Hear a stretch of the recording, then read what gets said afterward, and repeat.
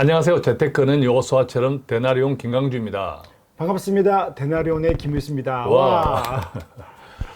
자, 최근에 정부가 부동산 대책 그동안의 규제, 그죠? 네. 예, 규제를 대폭 완화 수준을 뛰어넘어서 완전 거의 철폐했다고 맞습니다. 이야기해도 과언이 강남 아닐 상고 정도인데 빼놓고는 네.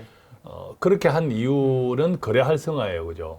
거래가 워낙 절벽이니까 맞습니다. 거래 활성화를 통해서 특히 지방 건설사들의 미분양이 계속 쌓이는 것을 조금 해소시켜주고 네. 자금의 숨통을 돌려주겠다라고 하는데 여기서 우리가 주의해야 할 것이 있어요. 예컨대 부동산 규제를 심지어 철폐 수준까지 했다고 해서 내 형편에 맞지 않는 네. 그죠? 그런 부동산을 덜컥하면 요즘 같은 고금리 때 네. 상당히 위험할 수 있다. 그래서 입지 조건을 잘 따져야겠는데 최근 보면 이 과거를 되돌아보면 경제가 좋을 때 집값이 재작년만 하더라도 네. 계속 올라갈 때는 입지 따지지 않고 그냥 꼭지에서 샀잖아요. 뭐 전세 끼고라도 무조건 투자를 맞습니다. 한 거죠. 네. 또 반면에 요즘 같은 때 보면 입지 따지지 않고 그냥 내가 살 수 있는 형편이 되어도 그렇죠. 기회가 되어도 지금은 그렇죠. 일단은 이제 쳐다보지도 맞습니다. 이게 똑같은 현상이거든요. 음. 나중에 지나고 보면 후회하는 것. 않고. 네. 내 형편에 되었는데도 전체적인 분위기 때문에 기회를 놓치고 네. 또 내 형편에 안 되는데도 전체적인 분위기에 휩쓸리면서 맞습니다. 내가 폭탄을 치게 되고 네네네. 그래서 이번에 부동산 규제를 대폭 완화를 넘어서 완전 철폐 수준이 되었다 하더라도 네. 잘 따져봐야 된다. 그죠? 옛날에 2008년도 금융위기 때도 강남권에서 막 고분양가 논란이 있었던 미분양됐죠 그때도. 예, 여러 가지 미분양되었던 우리가 잘 알고 있는 브랜드 아파트들이 반포자이가 맞습니다. 제일 유명했어요. 나중에는 고분양가 논란에도 불구하고 몇 배씩이나 네, 올랐잖아요. 맞습니다. 그래서 지금도 마찬가지 비슷한 시즌이 아닌가라는 생각을 하는 거죠. 그래서 오늘 우리 센터장님께서 이런 이야기를 함께 그렇다면 요즘 같은 때 우리가 집을 사라 하기가 굉장히 맞습니다. 그죠? 조심스럽잖아요. 네. 그럼에도 불구하고 나중에 지나가면 후회할 수도 있다. 자, 그런 관점에서 네. 부동산 규제 철폐 완화와 맞물려서 우리가 어떤 것들을 조금 주목해야 할까 이런 것들을 좀 네. 정리를 할 겁니다. 자, 어떻게 우리가 이야기를 해볼까요? 일단 이제 상담을 하다 보면 신혼부부들 많이 오니까 뭐 어르신들 같은 경우도 자녀가 신혼부부고요. 예. 일단은 집 문제가 제일 고민입니다. 그렇죠. 이렇게 예. 돈 가진 건 없고 또 2, 3년 전에 많이 올랐기 때문에 물론 지금 또 떨어져 있지만 그래서 좀 실거주 위주로 보자는 거죠. 그래서 아까 말씀드린 것처럼 부동산이 오를 때는 굉장히 불안해서 막 잡고 싶어 하고 맞아요. 또 떨어지면 지금은 제가 볼 때는 조금 앞으로 기회가 온다고 보는데 아예 사면 안 된다고 생각을 예. 하는 거죠. 그래서 이제 오늘 부동산 정책에 따른 변화가 뭐 자산가들 말고요. 이제 신혼부부나 서민들에게 좀 무엇을 관점으로 여러분들이 앞으로 1, 2, 3년 안에 좀 분양 시장에 들어갈지를 예. 좀 정보를 들으려고 합니다. 예. 그래서 먼저 첫 번째가 이제 제일 중요한 게 현금 흐름이에요. 이번에도 어떤 현금 흐름이 좋은 부부가 10억짜리 예. 아파트를 살려고 했는데 대출이 9억인 거예요. 근데 현금 흐름이 좋으니까. 근데 그분들은 현금 흐름이 좋으니까 9억 대출 받아도 이자 정도는 우리 소득에서 커버할 수 있다 이 이야기죠. 네, 한 450만 원 낼 수 있다. 그 작은 돈이 아닌데. 근데 이제 그분들이 조금 특별한 전문직이지만 특별한 사역이나 그들만의 삶을 살고 있는데 그렇게 500만 원을 내버리면 자기들이 원하는 삶을 못 사는 거예요. 그래서 그거를 이제 그렇습니다. 부부가 예. 이야기하고 그걸 내려놓기로 했는데 그러다 보니까 이제 집을 안 사겠다고 되는 거예요. 그건 아니고 찾아보자. 완전 극과 극이네 네, 생각이. 그래서는 안 되고 찾아보자는 개념이니까 여러분들이 현금 흐름이 되는 범위 내에는 한 저는 1년이나 2년 안에 기회가 있다고 보거든요. 예. 그래서 이제 먼저 말씀드릴 게 가장 큰 변화가 올해 정책이 나눔형 분양입니다. 나눔형 분양. 네, 그래서 이제 이게 예전에도 있었어요. 이게 이익 공유제, 리츠하고 해서 이익 공유가 되는데 2월달에 청약이 하나 나오는데 이 나눔형 분양은 우선은 시세보다 한 80% 정도니까 20% 싼 거죠. 예. 근데 이제 금리가 1.9에서 3% 정도 되거든요. 예. 그래서 연봉이 작으면 1.9까지 떨어지고요. 정책적으로 많이 배려를 해준다고요. 네, 네. 예. 그래서 이게 이제 올해 나오기 시작했고 나눔형이라는 게 기본적으로 어떤 개념이에요? 뭘 나눈다는 거예요? 이익을 나누는 이익을 개념이죠. 나눈다. 아, 다음에 네. 대팔 때 그렇죠. 되팔는 이익을 때가 반영해서 있다면 지금 저렴하게 분양을 되는 그때 거죠. 이익을 정부하고 나누는 네네네. 거네. 네, 그게 이제 정부지만 결국은 이제 LH나 그렇죠. 공사나 예. 뭐 리츠 예, 공공기관 신탁계 예, 또 예. 될 수 있겠죠. 어쨌든 우리 핵심은 집을 살 때 이 공유제는 뭐 대팔 때 이익보다는 살 때 저렴하게 사고 분양을 예. 받는 게 목적이니까. 맞습니다. 이게 예. 지금 이제 2월 달에 예를 들어서 고덕 강일이 하나가 나오는데 예. 공유제가 이런 것들이 이제 결국 한 30% 시장보다 싸게 사는 거죠.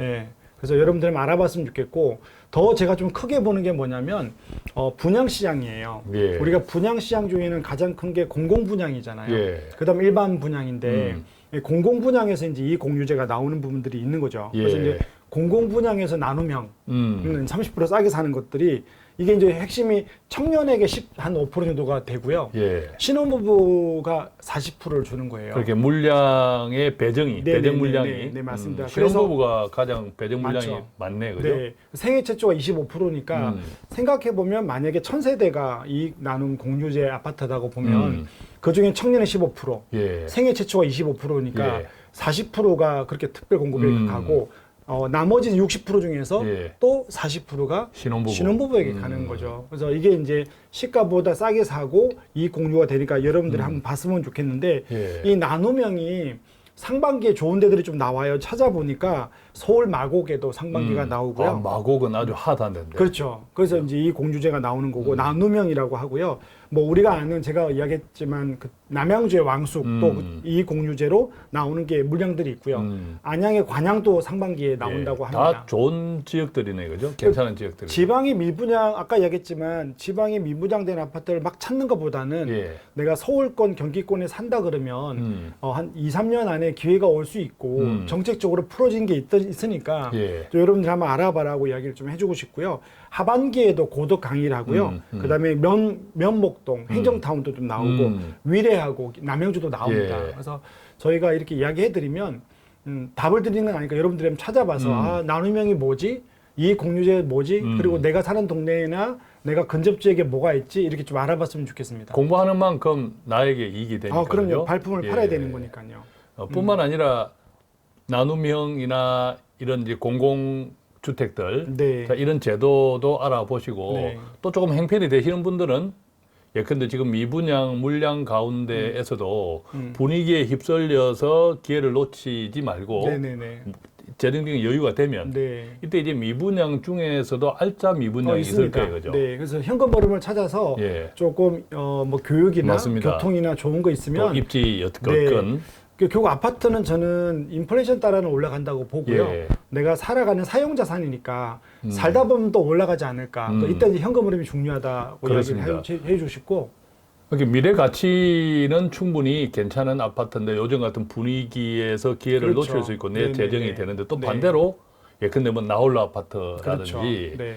여러 가지 입지 조건이 좋지 않은데 최근에 예컨대 대출이나 이런 대출 등을 비롯해서 부동산 그동안 억제됐던 것을 철폐했다고 해서 네네네. 아 내가 대출도 많이 주네 해서 네. 함부로 또 덜컥 값이 싸다고 네네네. 값이 싸다고 함부로 덜컥 많은 대출을 일으켜서 사는 것은 그렇죠. 그게 나중에 입지 조건이 좋지 않으면 안 오르는 거죠. 그렇죠. 네. 나중에 크게 원리금은 재정적인 압박, 내는데 자산 가치는 부메랑이 될 수 있는 거죠. 그래서 이럴 때 더더욱 옥석 가리기를 해야 되겠고 그다음에 조금 전에 우리 센터장님 이야기하신 나눔형 이런 여러 가지 네. 이제 정책적인 공급 네네네. 이런 것들도 자신의 재정 형편에 따라서 잘 판단을 해야 네. 되되 공부가 중요하네. 네. 예, 공부가 중요하다. 그리고 또 중요한 게 이제 4월부터 민영주택이 추첨제 부분이 좀 많아져요. 예. 그래서 이제 청년주택이나 신혼부부들에게 그러니까 가점이 없는 거죠. 사실은 민영 아파트가 가점으로 가게 되면 한 75점은 넘어야 되는데 예. 뭐 결혼했는데 신혼부부 특별 공급을 제외하면 생애 최초를 제외하면 이 분양 시장에서는 가점이 없거든요. 예. 그래서 그런 분들을 위해서 일반 분양의 추첨제를 60%까지 올리는 그 공고문을 보면 예. 그런 아파트들이 나오거든요. 그럼 생각해 보면 그 대신 이제 60제곱 평방미터 이하인 거죠. 그 흔히 우리가 말하는 지금 분양 시장에서 5구 이렇게 이야기하죠. 5구, 예, 74. 예. 그다음 84 이야기하는데 5구 정도면 한 20평 초반 되거든요. 그런 아파트 같은 경우는 민영 아파트인데도 민영 주택으로 나오는데도 추첨제가 60%까지 나오는 아파트들이 나오고요. 그다음에 5구가 넘어가는 거, 그러니까 60제곱평면미터 넘어가는 74, 그다음에 84, 그러니까 28평, 34평 이런 것들은 추첨이 30%니까 예. 이런 것도 좀 바뀐 정책들을 보면 제 생각에는 한 1년, 2년 안에 여러분들이 현금 흐름이 맞다면 좀 찾아보고 아파트를 매입하는 게 발품을 팔면서 예. 좀 공부하면 어떨까 싶습니다. 자, 오늘은 부동산에 대해서 좀 이야기를 나누어 보았습니다. 어떤 상황에서도 정책의 큰 변화라든지 우리가 패러다임이 바뀐다고 하죠. 네. 특히 부동산은 정책이 굉장히 크게 영향을 주잖아요. 네. 따라서 최근에 정책이 크게 180도 바뀌었다. 네. 부동산 시장의 침체 때문에 180도 바뀌었다. 이것이 기회일 수도 있고 또 위험을 자초하는 요인일 수도 있다. 네. 그래서 무조건 여러 가지 규제가 풀어졌다고 해서 예컨대 대출을 많이 받을 수 있다고 해서 무조건 하고 또 값이 싸다고 해서 그렇죠. 왕창 달라드는 것도 굉장히 위험할 수도 있고 또 반면에 이제 재정 형편이 된다면 요즘 같은 분위기에 몰려서 무조건 외면하는 것도 그렇죠. 그다음에 네. 기회를 잃는 것일 수도 있다. 지나면 저렴하게 그렇죠. 살 수 있는 기회가 반드시 맞습니다. 올 건데 놓칠 수 있는 거죠. 그다음에 이제 형편에 따라서 공공분양이라든지 여러 가지 이제 정책적인 공급 물량에 대해서 좀 공부를 하시고 네. 관심을 가지면 요즘 같이 시장이 크게 변하는 시기에 네. 굉장히 내 재정적인 부분이나 내 집 마련에 큰 전환점이 될 수 있다. 네. 자, 이렇게 우리 센터장님 좀 정리를 해주셨는데 오늘 이야기도 특히 내 집 마련의 수요를 가지고 계신 분들한테 많은 도움이 되면 좋겠습니다. 데나리오는 오늘도 우리 모두의 재정적인 평안을 위해서 조금이라도 도움이 되는 방송으로 진행했습니다. 저희는 여기서 마치겠습니다. 고맙습니다. 감사합니다.